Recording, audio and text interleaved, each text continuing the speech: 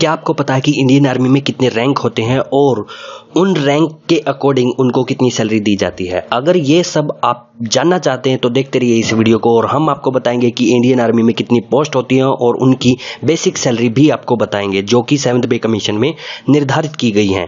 इसके साथ ही हम आपको ऐसी बातें बताएंगे जो आज तक आपको किसी भी वेबसाइट या किसी भी वीडियो में नहीं देखने को मिली होंगी। नमस्कार, मैं हूं दीप और आप देख रहे हैं my set for you. Subscribe कीजिए हमारे चैनल को और जुड़ जाइए हमारे साथ। इसके साथ ही नोटिफिकेशन बेल पर क्लिक करना मत भूलिएगा ताकि हमारे आने वाली हर वीडियो आपको पता चलती रहे। तो चलिए शुरू करते हैं आज की वीडियो।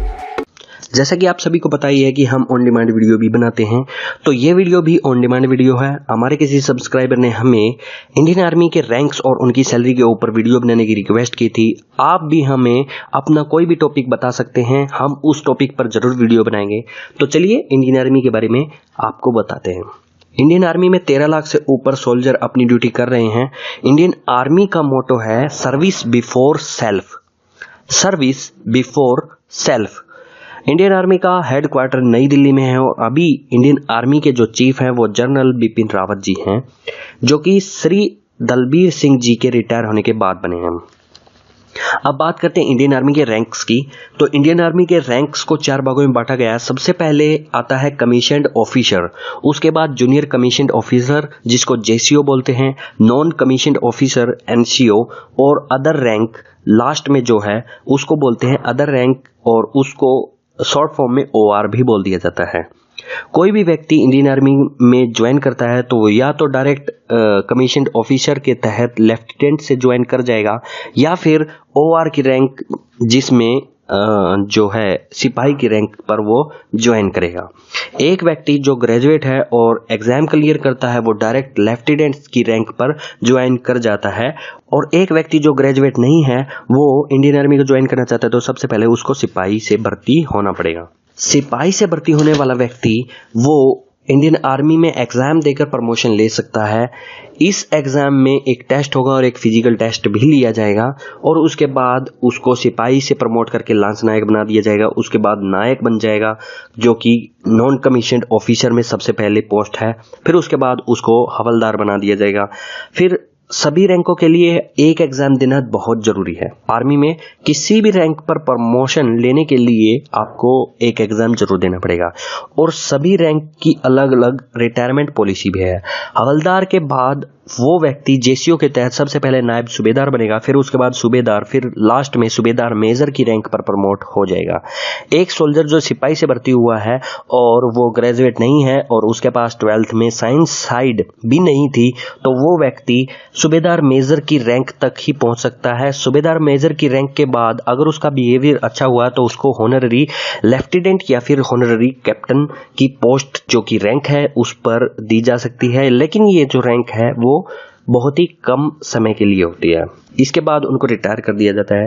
इसके बाद बात करते हैं कमीशन्ड ऑफिसर की, जो कि एनडीए या सीडीएस या फिर किसी एग्जाम के तहत ज्वाइन करते हैं तो वो सबसे पहले लेफ्टिनेंट से ही ज्वाइन करेंगे। उसके बाद 2 साल की सर्विस के बाद वो कैप्टन की प्रमोशन ले सकते हैं। फिर उसके बाद 6 साल के बाद वो मेजर बन सकते हैं, लेफ्टिनेंट कर्नल बन सकते हैं, फिर उसके बाद कर्नल, फिर उसके बाद ब्रिगेडियर, फिर उसके बाद मेजर जनरल, फिर उसके बाद लेफ्टिनेंट जनरल, फिर लास्ट में जनरल की रैंक तक वो पहुंच सकते हैं। अब बात करते हैं उस व्यक्ति की जो सिपाही से भर्ती हुआ है। वो व्यक्ति 17 साल की ड्यूटी के बाद वॉलंटरी रिटायरमेंट ले सकता है और उसको 3 साल की एक्सटेंशन भी दी जा सकती है। एक सिपाही को 25 साल की उम्र, यानी कि एक सिपाही की एज जिसकी एज 25 साल है वो क्वार्टर अलॉटमेंट के लिए एप्लीकेशन दे सकता है। उससे पहले उसको एलिजिबल नहीं माना जाता।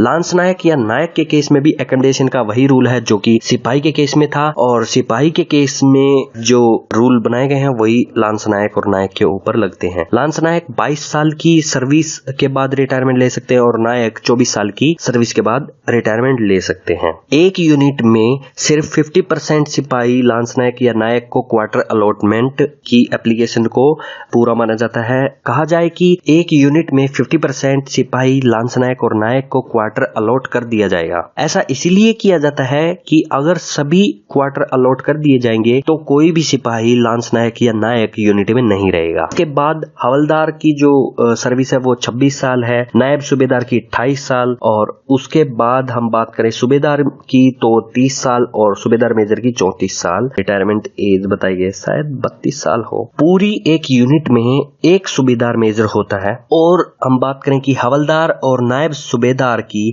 तो उनको 90% क्वार्टर अलॉट कर दिया जाता है। अब बात करते हैं कमीशन ऑफिसर की। एनडीए के एग्जाम के बाद उनको ग्रेजुएशन करवाई जाती है और उसके बाद डायरेक्ट लेफ्टिनेंट से ज्वाइन करवा लिया जाता है। लेफ्टिनेंट के ज्वाइन करने के बाद वो कैप्टन बनता है, फिर उसके बाद मेजर, फिर लेफ्टिनेंट जनरल, फिर उसके बाद ऐसे ही पोस्ट बढ़ती चली जाती है। जनरल की total salary 7 lakh per month है, लेफ्टिनेंट जनरल की 4.5 लाख रुपए है, फिर उसके बाद मेजर जनरल की 4 लाख रुपए है, ब्रिगेडियर की 3.5 लाख रुपए है, फिर उसके बाद में कर्नल की 3 लाख रुपए है, लेफ्टिनेंट कर्नल की 2 लाख रुपए और मेजर की 1 लाख रुपए, और कैप्टन की जो बेसिक सैलरी है वो 61,300 रुपए है, और लेफ्टिनेंट की बेसिक सैलरी है वो 56,100 रुपए है। जो ये दो पोस्ट मैंने बताई हैं, इनकी जो सैलरी होती है उन पर अलाउंस भी दिया जाता है और उसके बाद में उनकी जो सैलरी है वो इंक्रीज हो जाती है। अब हम आपको 7th पे कमीशन के हिसाब से सभी रैंकों की बेसिक सैलरी और उनको मिलने वाली मिलिट्री सर्विस पे भी आपको बताएंगे। तो चलिए देखते हैं। सबसे पहले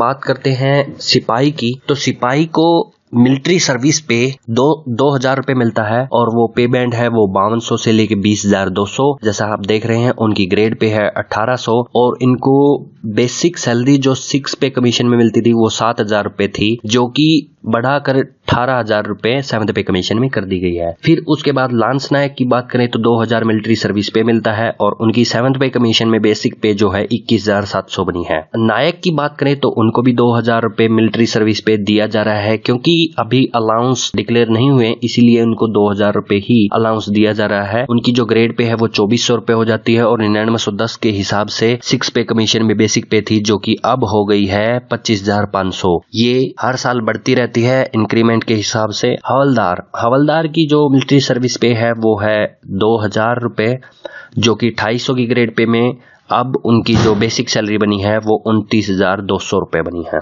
फिर पे बैंड 2 स्टार्ट हो जाता है, जिसके तहत नायब सूबेदार को 2,000 की मिलिट्री सर्विस पे के साथ 35,400 रुपए बेसिक पे 7th पे कमीशन के हिसाब से अभी दी जा रही है। सूबेदार की बात करें तो उनको 4600 की ग्रेड पे में रखा गया है और उनको 44,900 रुपए 7th पे कमीशन के हिसाब से बेसिक सैलरी मिलती है। उसके बाद उनको डीए दिया जाएगा, एचआरए दिया जाएगा, जो कि पहले 6 पे कमीशन के हिसाब से ही पे किया जा रहा है अभी। उसके बाद ये इंक्रीज भी हो जाएगा जब भी 7th पे कमीशन के हिसाब से अलाउंस दिए जाने शुरू हो जाएंगे। तो सूबेदार की हमने बात की है तो उनकी जो बेसिक सैलरी है, बेसिक पे वो 44,900 रुपए निर्धारित की गई है। उसके बाद सूबेदार मेजर, जो कि लास्ट पोस्ट बनती है, सिपाही से जो भर्ती होते हैं वो लास्ट पोस्ट सूबेदार मेजर तक पहुंच सकते हैं, 4800 की ग्रेड पे है और उनको बेसिक जो सैलरी मिलती है वो 47,600 रुपए है। इसके बाद हम बात करते हैं लेफ्टिनेंट की। तो लेफ्टिनेंट को 600 रुपए मिलिट्री सर्विस पे दिया जाता है। अब आपको एक बात मैंने बताई है, ये जो 6,000 रुपए से स्टार्ट हुई है ये है कमीशन्ड ऑफिसर की पोस्ट, और उनमें उनको जो ग्रेड पे दिया जा रहा है वो 5400 रुपए दिया जा रहा है और उनको जो बेसिक सैलरी मिल रही है 56,100 रुपए मिल रही है। 56,100 पे अलाउंस जोड़कर आगे उनकी सैलरी बनती है। कैप्टन की जो पोस्ट है वो 6100 रुपए की ग्रेड पे के हिसाब से 61,300 रुपए मिलती है। उसके बाद मेजर की हम बात करें तो मेजर को 67,700 रुपए बेसिक पे मिलती है। 7th पे के कमीशन के हिसाब से हम आपको बता रहे हैं। लेफ्टिनेंट कर्नल की हम बात करें तो वो 78,800 रुपए की बेसिक पे के साथ अलाउंस भी लेते हैं। कर्नल की हम बात करें तो कर्नल की 1,18,500 रुपए बेसिक पे है और 8700 का ग्रेड पे है और 6,000 रुपए उनको मिलिट्री सर्विस पे दिया जाता है। ब्रिगेडियर की बात करें तो ब्रिगेडियर 8900 की ग्रेड पे में है और 1,31,100 रुपए उनकी बेसिक पे 7th पे कमीशन में निर्धारित की गई है। ये जो बेसिक पे हमने निकाली है वो 7th पे कमीशन के मैट्रिक्स टेबल के हिसाब से निकाली है और जो 6 पे कमीशन के हिसाब से दी गई है इनमें थोड़ा सा डिफरेंस हो सकता है। उसके बाद मेजर जनरल की बात करें तो इनकी जो मिलिट्री सर्विस पे कुछ भी नहीं दिया जाता है। इनकी जो 10,000 की ग्रेड पे होती है और इनको 1,44,200 रुपए के हिसाब से बेसिक पे दी जाती है।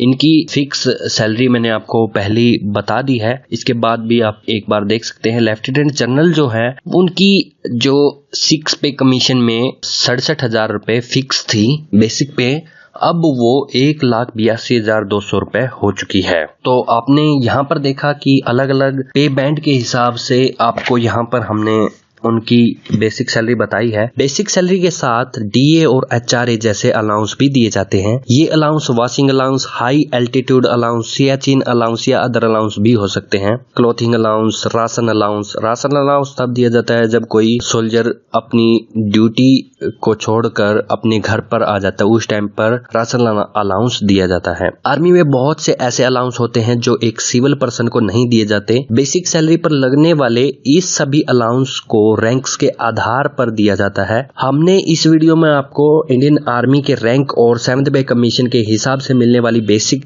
सैलरी बताई है। अलाउंस अभी 6 पे कमीशन के हिसाब से ही गवर्नमेंट पे कर रही है। जल्दी ही अलाउंस भी 7th पे कमीशन के हिसाब से मिलने की उम्मीद है। अगर आपको हमारी ये वीडियो पसंद आए तो लाइक जरूर कीजिएगा। हमारे channel my said for you को सब्सक्राइब करना मत भूलिएगा ताकि हमारे आने वाली हर वीडियो आपको पता चलती रहे। Thank you for watching.